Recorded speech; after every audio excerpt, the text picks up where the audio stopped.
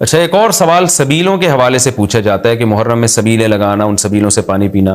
تو دیکھیں وہ بھی شیعہ حضرات کا مسلک ہے، ان کا کانسیپٹ ہے کہ وہ حضرت حسین کے نام کی سبیلیں لگاتے ہیں. میں بار بار کہہ رہا ہوں کسی کو چھیڑے نہیں، اپنا مسلک چھوڑے نہیں، دوسرے کو چھیڑے نہیں. یہ میں اہل سنت والجماعت کے لیے مسائل ریکارڈ کروا رہا ہوں کہ ہمارے لیے کسی بھی چیز کے جائز اور ثواب ہونے کے لیے دلیل کی ضرورت ہے. دلیل قرآن و سنت ہے، صحابہ ہیں. تو ہمیں نہ اہل بیت سے اس کا کوئی ثبوت ملتا ہے، نہ صحابہ سے، نہ قرآن و سنت سے کہ محرم میں صحابہ نے سبیلیں لگائیں. حضرت حسین رضی اللہ تعالیٰ عنہ کی شہادت کے بعد اہل بیت میں سے کسی نے سبیلیں لگائی ہوں یا انہوں نے سبیلیں لگانے کا حکم دیا ہو، کہیں بھی نہیں ملتا. یہ عمل بھی بدعت ہے، ناجائز ہے، اس سے اجتناب کریں. اور ایک عجیب بات ہے، کبھی آپ اس کو غم کا مہینہ کہتے ہیں اور کالے کپڑے پہنتے ہیں اور سبیلیں لگا کے لوگوں کو شربت پلا رہے ہیں. تو یہ تو خوشی کے موقع پہ ہوتا ہے نا، خوشی کے موقع پہ کھلایا پلایا جاتا ہے. تو یہ ایک کنفیوژن ہے کہ یہ خوشی منا رہے ہیں کہ غم منا رہے ہیں. تو کھلانا پلانا خوشیوں کے موقع پہ ہوتا ہے.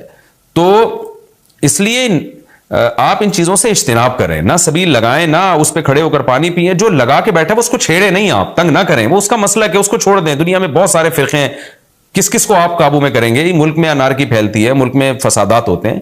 کسی سے نفرت کرنے کی ضرورت نہیں ہے، کسی کو ٹاؤنٹنگ کرنے کی ضرورت نہیں ہے، طنز تانے کی ضرورت نہیں ہے. جو لگا کے بیٹھا ہوا ہے لگائے، جو پی رہا ہے اس کو پینے دیں، چھیڑے نہیں.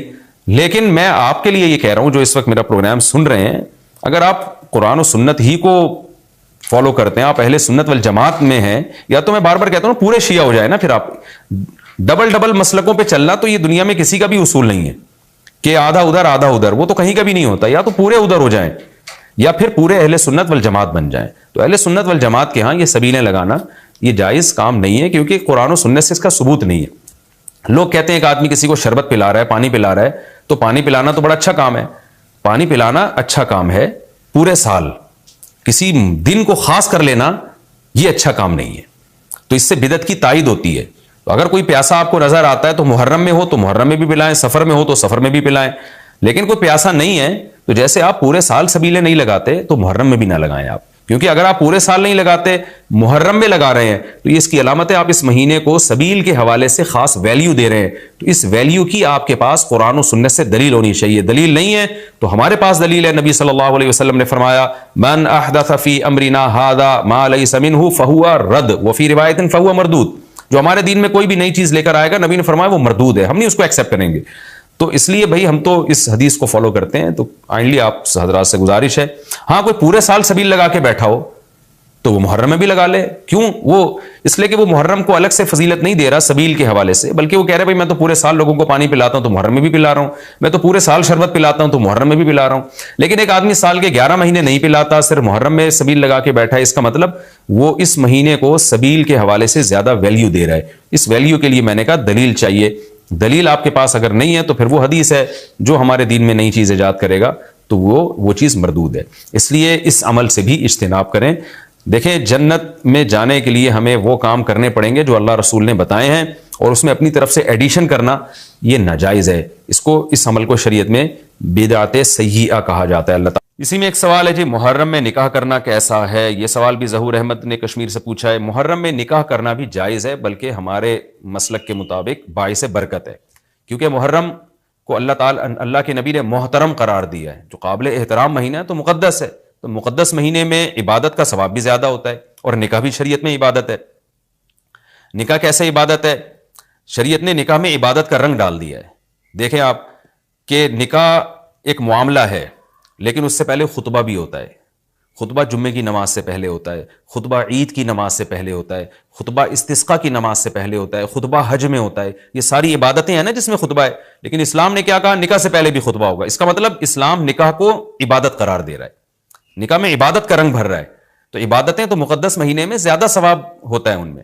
تبھی آپ دیکھیں نبی صلی اللہ علیہ وسلم نے فرمایا رمضان کے بعد سب سے زیادہ روزوں کا ثواب محرم میں ملتا ہے. کیوں؟ مقدس ہے نا، تو عبادت کا ثواب بڑھ گیا اس میں. تو اس حدیث سے صاف ہمیں پتہ چلتا ہے کہ اگر کوئی محرم میں اس نیت سے نکاح کرتا ہے کہ مقدس مہینہ ہے تو اس میں عبادت کا ثواب بڑھ جائے گا، اور اس میں انشاءاللہ اللہ سے امید کی جا سکتی ہے کہ خیر و برکت زیادہ ہوگی. تو اس کو منحوس سمجھنا جائز نہیں ہے. اگر آپ کہتے ہیں اس مہینے میں چونکہ حضرت حسین رضی اللہ تعالیٰ عنہ کی شہادت ہوئی ہے اس لیے منحوس ہے، تو یہ غلط ہے. ایک تو ہماری نظر میں شہادت ایک بہت مقدس مقام ہے، اس کی وجہ سے کوئی مہینہ منحوس نہیں ہو سکتا. مقدس تو ہو سکتا ہے، منحوس نہیں ہو سکتا. دوسری بات یہ کہ یکم محرم سے لے کے 29 یا 30 ذی الحجہ تک اسلامی تاریخ میں کوئی ایسا دن نہیں ہے جس میں کسی مقدس شخصیت کی شہادت نہ ہوئی ہو یا کسی پہ ظلم نہ ہوا ہو. اگر آپ تاریخ کے اوراق اٹھا کے دیکھیں, ہر مہینے ہر تاریخ کو کوئی نہ کوئی اسلام میں اچھا واقعہ بھی ہوا ہے اور برا واقعہ بھی ہوا ہے. حضرت عثمان رضی اللہ تعالیٰ عنہ کی شہادت ہوئی باغیوں کے ہاتھوں, خود نبی صلی اللہ علیہ وسلم کی وفات ہوئی ربیع الاول میں, اور بھری ہوئی ہے نا اسلامی تاریخ. حضرت علی رضی اللہ تعالیٰ عنہ کی شہادت ہوئی. تو ان تمام شہادتوں کے آپ ایام نکالیں, ان کے مہینے نکالیں, کوئی مہینہ نہیں بچے گا. تو اس بیس پہ اگر آپ کہتے ہیں کہ اس مہینے میں نکاح پسندیدہ نہیں ہے, پھر تو پہلی تاریخ سے لے کے سال کی آخری تاریخ تک کوئی تاریخ بھی ایسی نہیں ہے کہ جس میں انسان نکاح نہ کرے.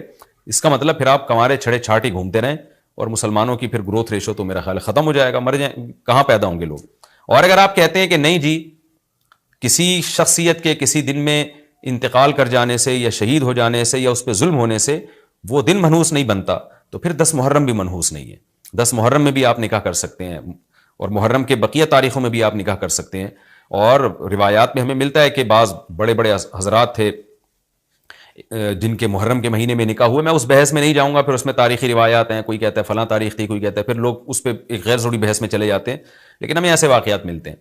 تو اس لیے اس بارے میں, اور پھر شریعت میں جلد نکاح کی ترغیب ہے. نکاح کو ڈیلے کرنا یہ شریعت میں پسندیدہ کام نہیں ہے. اس بیس پہ تو ڈیلے کیا جا سکتا ہے نکاح کہ آپ کو رشتہ سمجھ میں نہیں آ رہا, مشورے کر رہے ہیں, لیکن جب ایک دفعہ رشتہ سمجھ میں آ جائے تو اسلام کا حکم یہ کہ اس میں جلدی کی جائے. صحیح ہے, بخاری کی مشہور حدیث ہے, نبی صلی اللہ علیہ وسلم کی خدمت میں خاتون آئی, عرض کیا کہ یا رسول اللہ, میں آپ سے نکاح کرنا چاہتی ہوں. آپ نے چہرہ مبارک کو جھکا لیا, آپ کا ارادہ نہیں تھا. ایک اور صحابی کھڑے ہوئے, عرض کیا یا رسول اللہ, آپ میرا ان سے نکاح کر دیں.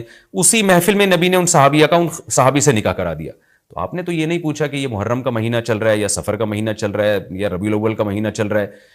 ڈیلے نہیں کیا اس کو, اس لیے کہ خود آپ کی تعلیمات یہ ہیں کہ نکاح میں جلدی کی جائے.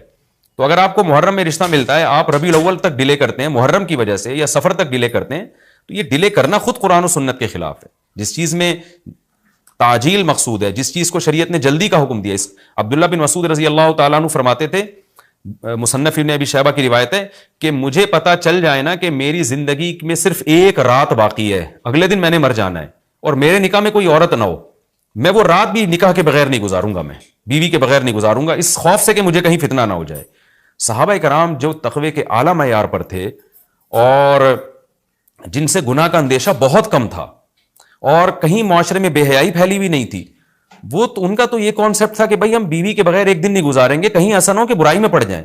اور آج چاروں طرف بےہودگی پھیل رہی ہے, چاروں طرف بے شرمی, بے حیائی, انٹرنیٹ پر بےہودہ چیزیں, آپ یوٹیوب میں ویڈیو میں جائیں فوش چیزیں آ رہی ہیں, ہر چیز آپ کی شہوت کو برانگیختہ کرنے والی ہے. اور اس میں آپ یہ کہیں کہ ایک رشتہ طے بھی ہو چکا ہے, آپ صرف اس بیس پر آپ اس کو ڈیلے کر رہے ہیں, ایک ایک مہینہ 2 مہینہ, لوگ سفر میں بھی نہیں کر رہے ہوتے, اور اس بیس پہ آپ ڈیلے کر رہے ہیں. اس میں خطرہ ہوتا ہے کہ مرد کسی گناہ میں نہ پڑ جائے, عورت کسی گناہ میں نہ پڑ جائے, تو شریعت اس کی آپ کو اجازت نہیں دیتی ہے. اور پھر اس میں یہ بھی ہوتا ہے کہ اگر آپ ڈیلے کرتے ہیں تو منگنیاں توڑنے کا شیطان کو موقع بہت ملتا ہے. میرے سامنے ایسے درجنوں واقعات ہیں, رشتہ طے ہوا لیکن جی چونکہ محرم ہے یا سفر آ رہا ہے تو ہم ربیع الاول میں کریں گے, یا منگنی کو کسی بھی وجہ سے ڈیلے کر دیا. تو جب منگنی ڈیلے ہوتی ہے, یعنی نکاح ڈیلے ہوتا ہے, منگنی ہو گئی, نکاح کو ڈیلے کر رہے ہیں آپ, اس میں شیطان پھر دونوں کو لڑواتا ہے. منگنیاں ٹوٹتی ہیں, اکثر نفرتیں پھیلتی ہیں, غلط فہمیاں, بدگمانیاں شیطان کو پھیلانے کا موقع ملتا ہے. اس لیے شریعت میں تو منگنی کا لفظ ہی نہیں ہے, شریعت میں ہے خطبہ. خطبہ کا مطلب نکاح کا پیغام بھیجا, ان کو جب سمجھ میں آ گیا تو فوراً نکاح کر دیا. بیچ کا کوئی راستہ نہیں اللہ نے رکھا. تو چاہے وہ محرم ہو, چاہے وہ سفر ہو, چاہے وہ ربیع الاول ہو, چاہے وہ ربیع الثانی ہو. ہاں کوئی اس وجہ سے ڈیلے کر رہا ہے نکاح, کوئی واقعی شرعی عذر ہے اس کو, وہ بہت سارے مسائل ہیں, لیکن محرم کا ہونا بہرحال کوئی شرعی عذر نہیں ہے. تو اس لیے ہم اس میں نکاح کو جائز سمجھتے ہیں, باعث برکت سمجھتے ہیں. پھر میں بار بار بتا رہا ہوں کہ جو وہ شیعہ حضرات جو کر رہے ہیں ان کو کرنے دیں, میں آپ کو آپ کے مسلک کی بات بتا رہا ہوں. ہم جو قرآن و سنت کو اور اصحاب رسول کو فالو کرتے ہیں اور اہل بیت کو بھی مانتے ہیں, ان کی بات کر رہے ہیں. وہ بھی دعویٰ کرتے ہیں کہ ہم مانتے ہیں, تو ان کو ان کے دعوے پہ رہنے دیں. ہم تو وہی بات کریں گے جو ہمیں صحیح لگے گی.